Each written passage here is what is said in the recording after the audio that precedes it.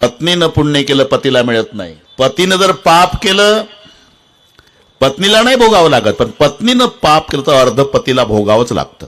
त्याचं कारण त्याग माता भगिनींचा आहे, पुरुषाचा नाही. अरे केवढा त्याग आहे.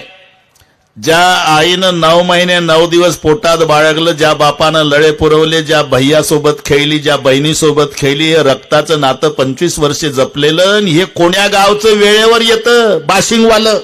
वेळेवर काही संबंध नाही त्याचा. आधी त्या बाशिंगवाल्यासाठी एकाच मिनिटात एवढंही रक्ताचं नातं तोडते. एवढा त्याग कोणाचा आहे जगात?